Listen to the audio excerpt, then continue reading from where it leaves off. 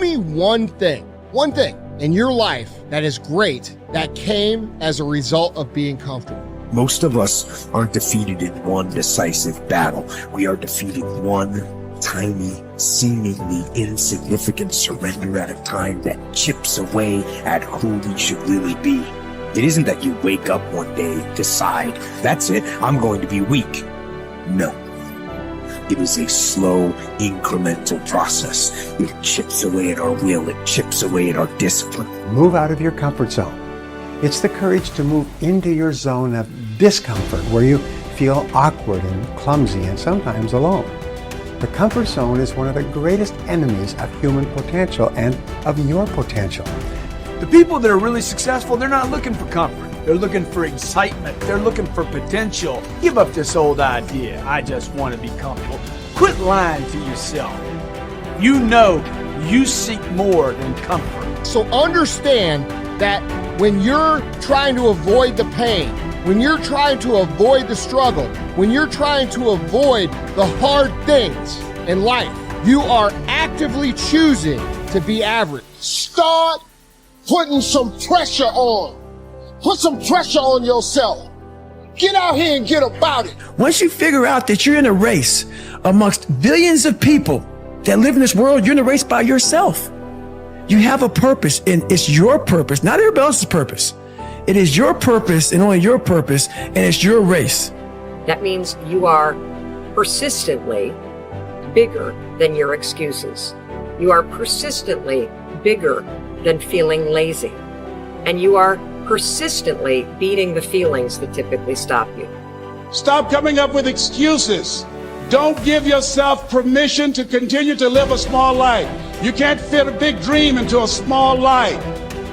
Give yourself permission to go for it, to test yourself, to challenge yourself, to live full. When the sun comes up, you've got all the books, you've got all the tapes, you've got all the access. Now it's time to hunt. And what separates you from everybody else is that when it's time to hunt, you're ready to hunt.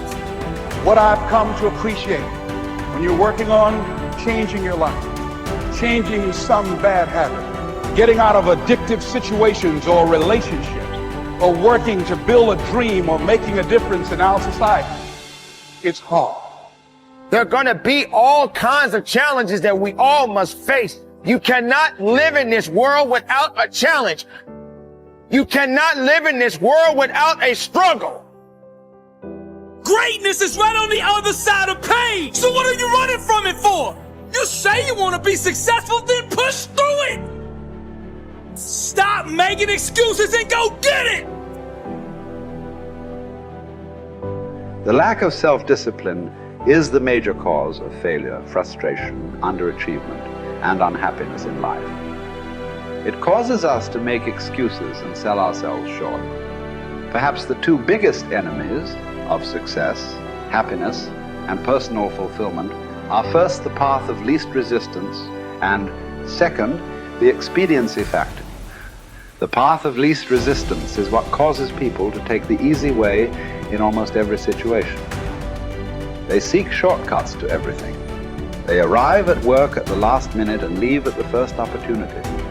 They look for rich, quick schemes and easy money.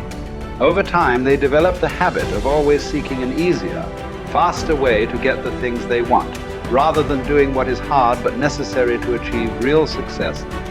The expediency factor, which is an extension of the law of least resistance, is even worse when leading people to failure and underachievement. This principle says people invariably seek the fastest and easiest way to get the things they want, right now, with little or no concern for the long-term consequences of their behavior.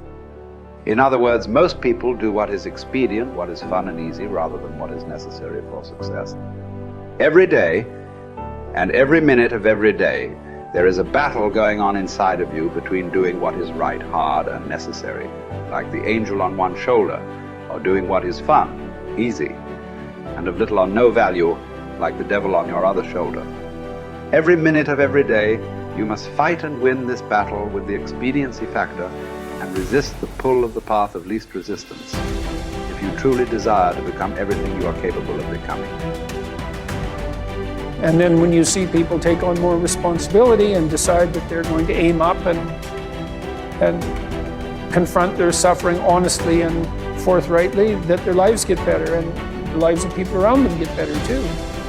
And so that's very strange as well, because it also means that the pathway to less suffering is through suffering, right? And that would be hopeful if the world was constituted that way. It's like, well, there's suffering. How do you make it worse? Run away. How do you make it better? Confront it. Yeah, but it's suffering. It's like, yeah, but it's there. There it is. It's right there. It's a precondition for existence or something like that. And it's like you have something important to do as well. And you confront it, and that's the pathway to transcending it. We need to figure out, like, now, today, what is, the best way to live your life? What is there's got to be ways where you can be putting forward the most positive energy. I mean, we know objectively what's causing pollution. We know objectively what's causing birth defects, and we're taking in too much chemicals and not enough vitamins. We know objectively all this stuff. We know how to organize our world, and yet we don't do it. We know how to organize our health, and yet very few people do it. We know all these things. The right path to being a happy, healthy person is to do all the shit that we already know you're supposed to do. Take care of your body, take care of your health, take care of your mind, your stress, meditate, be kind to people. We all know that. I mean, you ask anybody, they know how to get by and to be the most evolved version of you that you can be. I mean, it's not like a magical checklist. If you talk to people about it, you said, okay, here you got a person, you want to improve them. What are the things that you're going to do to them? Okay, well, if I was a life coach, the first thing I would say is this guy's got to get on a diet that makes him healthy. I don't mean a diet just to lose weight. I mean just healthy foods in your body. Many, many vegetables.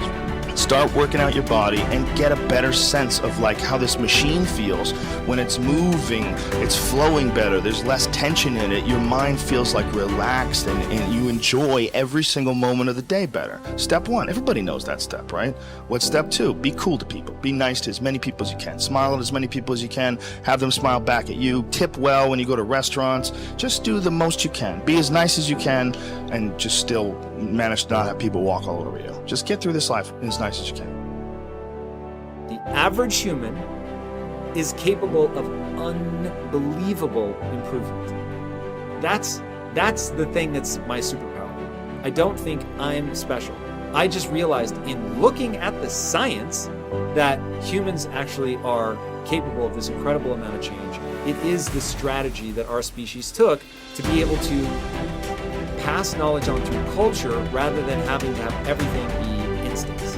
And in having that layer where we can drink in the culture and read books and learn from other people, and even now we're all learning from things that people thought thousands of years ago and wrote down. It's insane. It travels through you, and all of that wisdom stored in culture, so that as your parents are teaching you things, they're actually encapsulating a ton of the wisdom that is endured, whether it's endured from religion or books or whatever. You're bathed in a culture that is giving you all of this incredible information. And so recognizing how powerful and potent that is incredibly meaningful. But you have to understand that you have to allow yourself to believe that you can learn from that culture in the same way that everybody else can. And that's what you're designed to do. Now, for me, that completely gave me the confidence, and I put confidence in air quotes because it's not like I believe something specific about myself. I just believed that the human animal is capable of this extraordinary change. And so now I just needed to point myself in that direction. Now, this is the key. Once I realized that I could get better at anything, it dawned on me that how I spend my time is a spiritual consideration. And I didn't want to die with potential that I failed to turn into skill set. That to me, that speaks to me. How much of my potential can I actually turn into skill set and get good at this stuff and push and grow and improve? That to me is just this incredibly intoxicating thing. So for me, the discipline, the confidence, all of that comes from recognizing the human animal. Nothing special about me. The human animal is capable of extraordinary change. I'm going to have to put time and energy into doing it, but I'm capable of getting this change. Therefore, I can do anything I set my mind to. Therefore, it really matters what I choose to spend my time on. Therefore, I want to put structure and discipline in my life so that I can move forward on things that excite me, that matter to me, because I really can have this big crazy dream that I'm thinking of. So my discipline is really born of my desire to have that thing, coupled with my belief that I can actually get there. Desire and belief. Get those two things right, and the discipline will take care of itself.